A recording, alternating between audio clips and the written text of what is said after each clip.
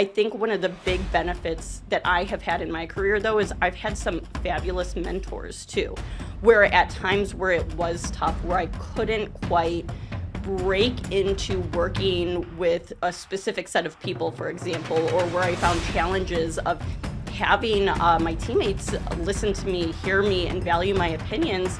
I had those mentors who were either in the room with me, making sure that I had a voice. Welcome to Women and Work, the show where we examine the real-life challenges of women climbing the corporate ladder, growing their own business, or navigating the complex juggle of career and kids.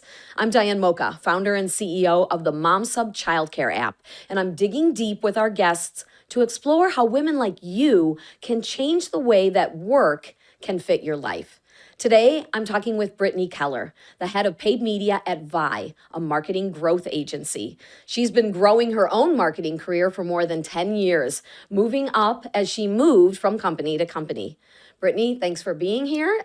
Of course, I am so happy to be here today. Yes. Thank you. And sharing your story about the different things that you've done to grow your career. Yes, absolutely. I'm very excited to talk to you today, so thank you so much for reaching out. Great. So I want to jump in right away and find out, as a woman, what do you think were your particular challenges in wanting to grow your career and take on more leadership roles? Yeah, absolutely. So I think really one of the first challenges that I really saw when I graduated from college is just feeling like maybe I wasn't being taken as seriously as I would have liked to be. I remember in my first position outside of college, a lot of people would come up to me thinking that I was the intern, when really I was not in charge of a lot of things, but I had some responsibilities on my plate that people just didn't seem to assume by seeing me at the time.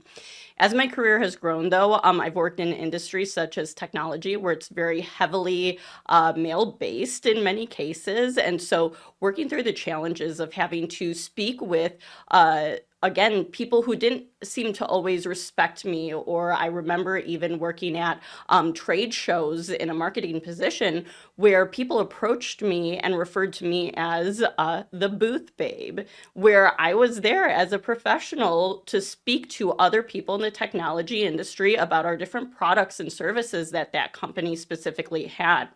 I think one of my biggest challenges now, though, is I have a 3 and a 5-year-old, and being just a mother in the working world is challenging sometimes, being able to balance both work and life, and being able to see my family, being able to see my kids before they go to bed at night, and then being there for in the morning when they're getting ready for school and daycare. So I think it's been an evolution, really, where I've seen those challenges and then had to address them and tackle them as appropriate.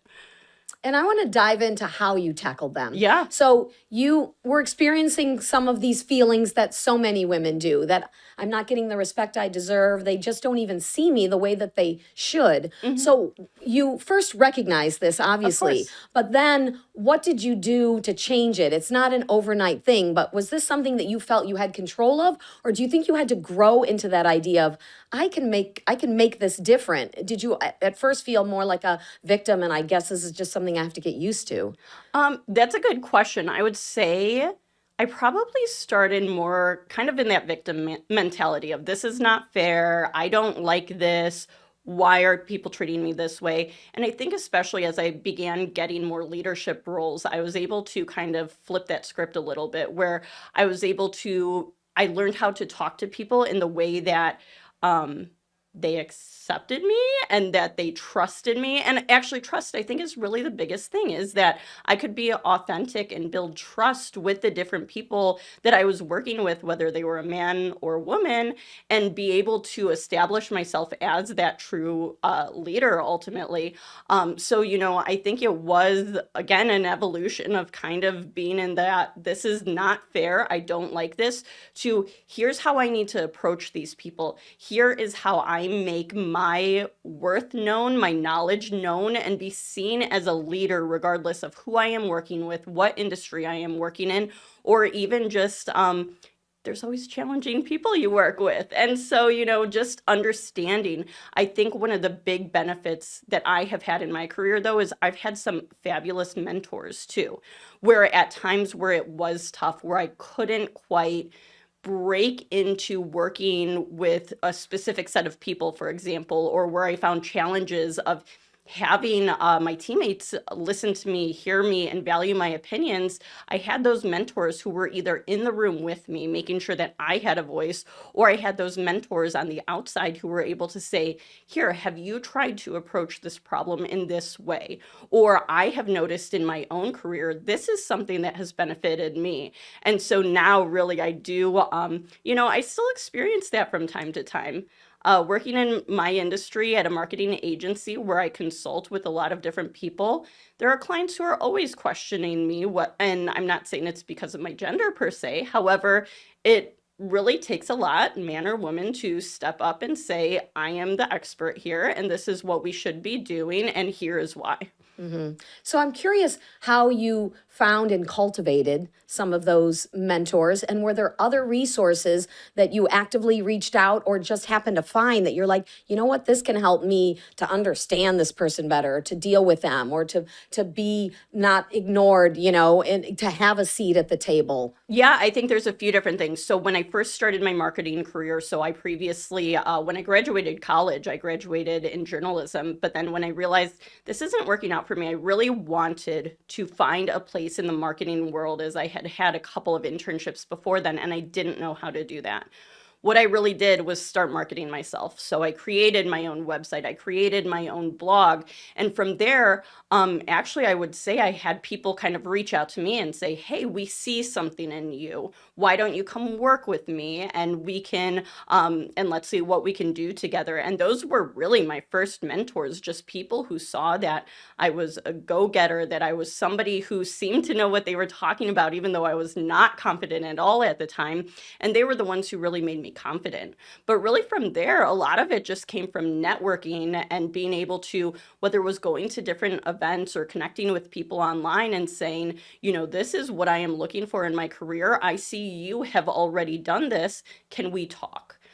So it's really kind of been a combination, and others too. Just, I would say, at the last job I had, my boss was truly a mentor where of course, he hired me because he saw something in me, but then really challenged me throughout my career too. So even if he was not a formal mentor in a way, he was my boss. And so he wanted me to do well. And even after I left that job, he continues to mentor me, continues to be a big supporter of me. And so, again, I've been very lucky in that way, but I also had to put in that work to get those people to reach out to me. And then, of course, to network then as well. So you had mentors who were men and women. Yes. Did you get different things from a mentor, whether they were a man or a woman? A man might not be able to relate to some of the things you were talking about earlier. Yeah, absolutely. This is kind of a generalization, so I will acknowledge that, but I feel like I got a lot of my soft skills from the women that I mentored with, whereas from the men who can be very straightforward and that often works for them in the workplace, it doesn't always work for a woman, where I was able to speak with these women mentors and have them, provide those soft skills, but those soft skills, which I don't think people value as much as they should sometimes, is what really made me be able to connect with clients, for example, in my current position and previous positions, where I was able to, of course, some people respond to that straightforward attitude, but other people, they do need some of those soft skills, who are able to say, I hear you, I understand what you are going through. Let's identify next steps here. So I will say I definitely got different things from them, but ultimately all of them work together at this point to make me be successful in the career that I am currently in, but then also my career for the future as well. And so let's talk about some of the steps that you've made along the way. Yes. You've left some companies to go to others. Of course. Did you feel like you were restricted in being able to move up? Was it just a matter of, well, there's other people in those spots? Or did you feel some of it was, I don't know if they're going to move me up because I'm a woman? Or, what were some of the reasons that you made moves? I would say none of it was gender related per Okay. se. However, I will say working at that technology company was difficult at times because of that, where I did not feel valued. I was the only woman in a higher position at the company. However, I was also the youngest. So age goes into effect there too, where between being the only woman and then also being the youngest by quite a few years, didn't always feel the respect. That specific position, again, I still have a great relationship with my boss from that job. However, just felt stagnant in my career. And one of the big things that I've always said is I want to continue to grow in my career. Even if it's not by job title or salary, I want to make sure I'm learning something new. So in terms of other positions that I've held over the years, some of those I have opted to move to because I saw it as an advancement in my career. Others, I've had companies reach out to me and say, hey, I think some of the most valuable, including my position now, is, hey, we have a paid media team, but it's very small. We want somebody who we know can come in and grow that paid media team and then do more for our clients than what we're doing now. So I've been very blessed again to have people recognize that I do have this talent and this drive to then reach out to me and say, please, come over and help us out. And that's been very valuable to me too. Congrats on that. Thank you. And so life is not just about work. Of course not. You're married. Yes. You have children. Yes. So 5 years ago, things changed a lot. Yes. You found out that you were going to have a child. Yes. Or maybe 6 years ago. Your child's 5 now. Yes. And what were the thoughts? Did you know for sure I'm going to go back to work? I'm going to go back full time? Did you flirt with the idea of other possibilities? And why did you ultimately make the decision that you did? Yeah, I think it's a couple of things here. So I knew from the get-go I was never going to be able to be a stay-at-home mom. I give stay-at-home moms so much credit because it's something that I just identified I would not be able to do no matter how much I love my children and want to be there every single second of the day with them. So when I found out I was pregnant from the get-go, I said, hey, I will be returning back to work at some point. I didn't know at that time. However, also I would say the other factor in that is just between my husband's and my salary, we couldn't make it work on one salary. So that was another big thing too, which is then creates its own, I don't want to say problems, but challenges in itself when you are you have two sets of working parents, and then sending kids to daycare, sending kids to school, trying to balance, how do we get the kids to school this morning because we both have meetings? Or how do we pick up a child at 3 o'clock because that's when daycare ends for the day or preschool ends for the day, whatever it may be. So yeah, truthfully, I always knew I was going to go back. One, just financially, but then two, just my personality as well. So while I do identify being a mother as a large part of who I am, it's not the only part of who I am. Of course. And so when you were pregnant and you were planning for this future, what were the resources at the company where you were? Was there paid leave? Were there any childcare resources? What did the company have that you felt was family friendly in terms of their culture? And what do you think was missing that you wish had been there? Or maybe you saw at other organizations if you've been at more than one while you've been a mother. Absolutely. So I was in a unique position actually when I found out I was pregnant. I had just decided to leave my previous job and move on to another one. So really, I was offered the job and had to immediately email them back and say, I need to be honest with you. I just found out I'm pregnant. I'm about 5 weeks pregnant. Can I understand your maternity leave policy? Some women would be afraid to do that. And would not tell them. I was very afraid to tell them that because I said, could they, rescind the job offer, and they told me, look, our policy is that after a year of working here, you get X amount of time off. I don't remember the exact amount of time at this moment, but they said, but, let's see how these next few months go and maybe we can work something out with you. I said, okay, great. So I went into this job not expecting anything. I expected no time off. The company, no paid time off. I'm sorry, yes. You were going to use the family leave from the so federal. The company was small enough, it did not necessarily qualify for family Family and medical leave. Yes, Yes. thank you. And so that was of concern to me. So you had no way to even say, I need at least some time other than using PTO, vacation days. Short-term disability, Wow. I think, was an option to me Yeah. too. So I went into it not expecting anything. I have had so many amazing people I have worked with who have seen my value, that the owner of the company took me out to lunch one day before I went out on maternity leave, and he said, "We've decided we're giving you the next 3 months fully paid."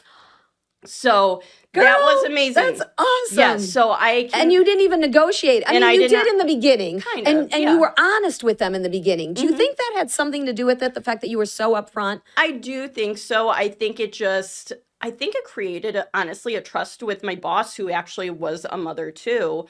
Oh, your boss is a woman. So my boss at the time was a woman, Ah. and so she's the one who gave me the offer.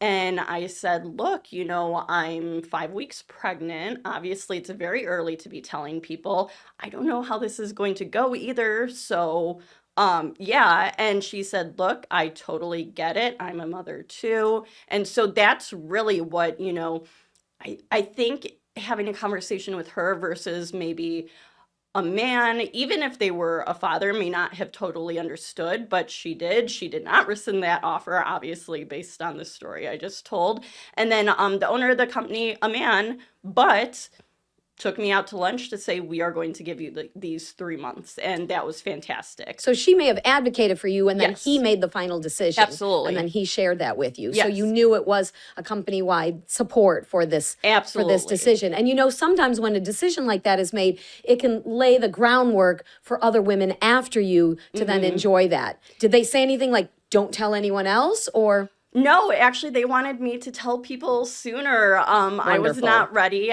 but I told the office at about 20 weeks pregnant, and then I told many of my clients at about 30 weeks pregnant. I stayed pretty small, so a lot of them were shocked when I said I was 30 weeks pregnant. But no, it ended up being a great experience there. I will say, when I became pregnant with my daughter, who is 3 now, the company that I was working for remotely, and they were based in Connecticut.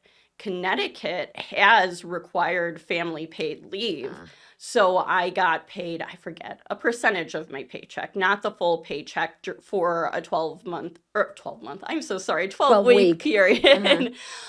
So again, I was lucky there, but I think just in general, it's so sad to see how little resources women in the United States have when it comes to paid leave, and the fact that a single salary does not support so many families. So while I got lucky in my 2 situations, many people don't. And you So advocated for yourself. Yes. And you got to a new position and you did good work. Yes, exactly. You leaned in, as Sheryl Yes. Sandberg said a long time ago, right? Before you have your kids, lean in so Yep. that you can see some results after. And so you can rise up through the ranks and you can be the woman that makes the decision at some point when you're in the leadership role for another woman. Absolutely. Absolutely. So what were the things that you considered in terms of childcare, Yep. for your first one and your second one? Because sometimes when that second one comes along and then you're recalculating, and why did you go with the decision that you did, and has it changed over the years? Yeah. Oh my gosh. How I think I went through every option at the time with my son.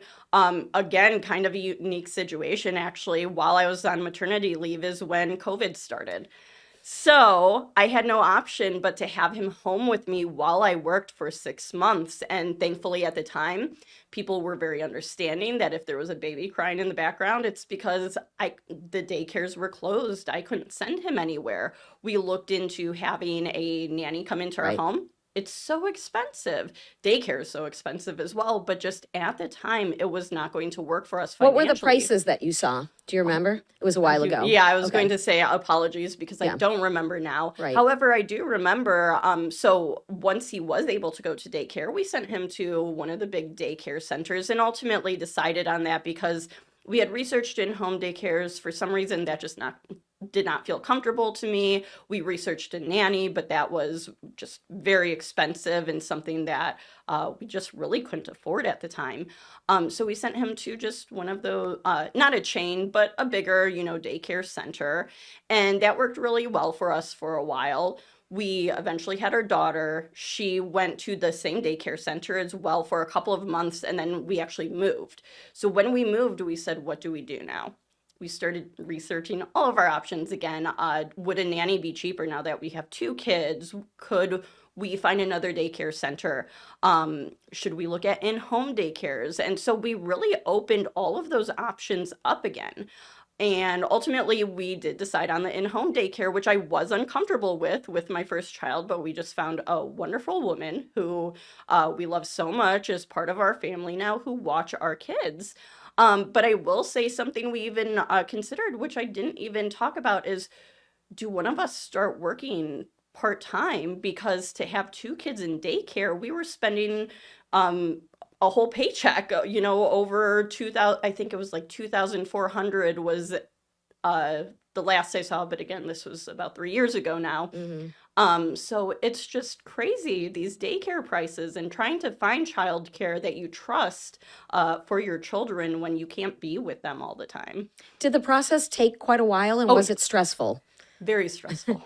Would it have helped if you had been able to delegate and have somebody else kind of do all that research? Yes, absolutely. Because I will say, doing my own research, you can Google all day long. You can make a million phone calls. You can visit, 20 daycare centers in a day, and nothing might feel right to you, or you might have multiple options. And really, that's what happened with my son, where when we first decided on a daycare center for him, one, I would say, looked more professional, but the other I had a better gut feeling about. We ultimately went with the one that seemed more professional, and he hated every second of it. We hated every second of it. And then we switched him to the one that I had the better gut feeling about, and we loved it. So it's just so hard and takes so much time, so much research. A lot of these daycare centers, at least at the time, had months-long waiting lists. So yes, having a resource to really help identify, where would be the best place for you would have been a huge help at the time, especially as I'm trying to juggle a newborn. So Well, congrats to you for navigating Thank all you. that, for knowing what you wanted and going for it. Thank you. And considering the options and realizing, this is what's right for me, for my family, for my children, Yes. and continuing to grow your career, Thank you. and help other women in the workplace. Yes. I'm sure now you're mentoring other women. Oh, yes, and I love it. I am so glad I've been put into the position that I am in, and I am eager to see what my future continues to hold. And so are we. Thank you. you, Brittney. Thank you so much. Thanks for sharing your story on our Women in Work podcast. Thank you so much for having me. And if you found this conversation helpful, inspiring, or just refreshing for shining a light on the messy parts of life, don't forget to subscribe, leave a review, and share it with a friend. If you want to invest in a solution to the childcare crisis, you can reach out to me at diane@momsub.com about the MomSub Equity Crowdfunding Campaign, or connect with MomSub on LinkedIn or other social media platforms. That's MomSub, like a substitute mom. Remember, your career, your choices, and your success are yours to define. Keep pushing boundaries and spreading your love and encouragement to other women who need it.